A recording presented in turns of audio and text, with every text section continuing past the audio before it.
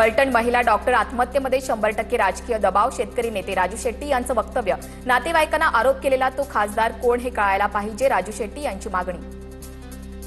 100% आहे, कारण पीडितेच्या नातेवाईकाने जो आरोप केलेला आहे तो खासदार कोण आहे ते कळायला पाहिजे। पोलीस स्टेशनवर दबाव टाकणारा हा खासदार कोण आहे। डॉक्टर मृत्यू प्रकरणी न्याय मिळवण्यासाठी ठोस पावलं उचलावीत, आमदार प्रकाश सोळंके यांची मुख्यमंत्री फडणवीस यांच्याकडे मागणी। वरिष्ठ महिला आयपीएस अधिकाऱ्यांच्या अध्यक्षतेखाली एसआयटी स्थापन करण्याची देखील सोळंके यांची मागणी।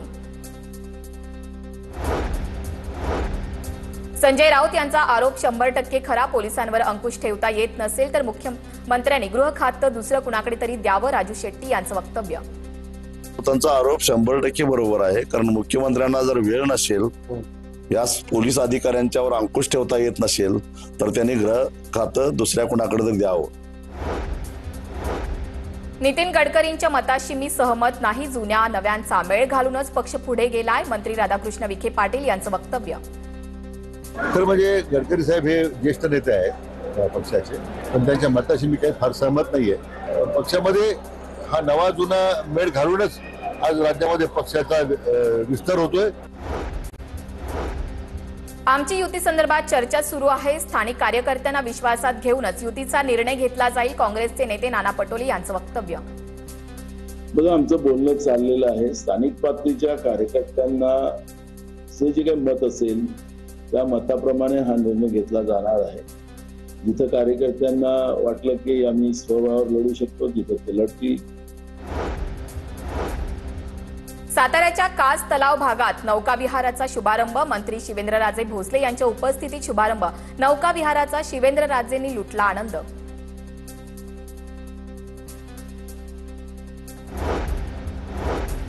मंगळवेढामध्ये छत्रपती शिवाजी महाराजांच्या पुतळ्याचं अनावरण जरांगेंच्या हस्ते, करण्यावर शिक्कामोर्तब, 2 दिवसात जरांगे पाटलांशी बोलून तारीख ठरवली जाणार, रामचंद्र वाकडे यांची माहिती। जरांगे पाटलांनी आपल्या समाजासाठी एवढं मोठं योगदान दिलेलं आहे, आता त्या योगदानाचं कुठेतरी चीज झालं पाहिजे। त्यांची परतफेड करण्यासाठी आम्ही या ठिकाणी जरांगे पाटलाची हस्ते म्हणजे अनावरण व्हावं अशी आमची सर्वांची इच्छा आहे।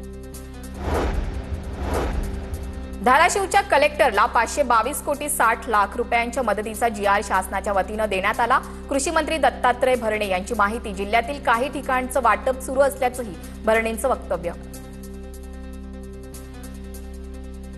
17 सप्टेंबर, 23 सप्टेंबर, 16 ऑक्टोबर आणि 17 ऑक्टोबर असं साधारणतः 522 कोटी आणि 60 लाख रुपयाची मदत हे GR हे राज्य शासनाच्या वतीनं इथं धाराशिवच्या आपल्या कलेक्टरला दिलेले आहेत।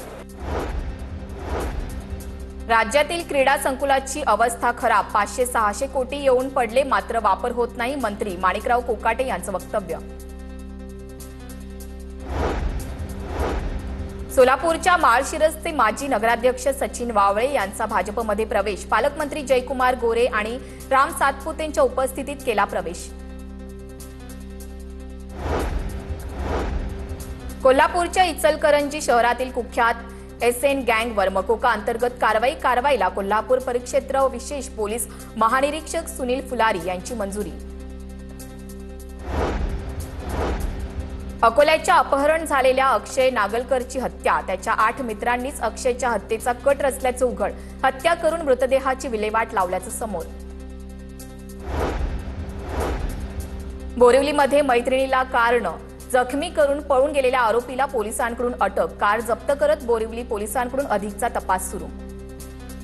एका नेक्सॉन गाडीने एका महिलेस ॲक्सिडेंट करून पळून गेली असा आम्हाला कॉल प्राप्त झाला। त्यानुसार कायदेशीर कारवाई करण्याकरिता नमूद महिलेने तक्रार दिली, त्यानुसार आपण गुन्हा दाखल केलेला आहे आणि गुन्हा दाखल करून त्या नमूद आरोपीचाच अटक करून त्याला सध्या तो पोलीस कोठडीत जाईल। सांगोल्याच्या घेरडीमध्ये रासपकडून शेतकऱ्यांच्या आसूड मेळाव्याचं आयोजन, मेळाव्याला बच्चू कडू, महादेव जानकर, धैर्यशील मोहिते पाटील आणि आमदार बाबासाहेब देशमुख यांनी उपस्थिती लावली। कराड नांदलापूर या ठिकाणी सिनेस्टाईल पाठलाग करत एकाची हत्या पूर्व वैमनस्यातून हत्या केल्याची माहिती. हत्या केल्यानंतर आरोपी होता फरार.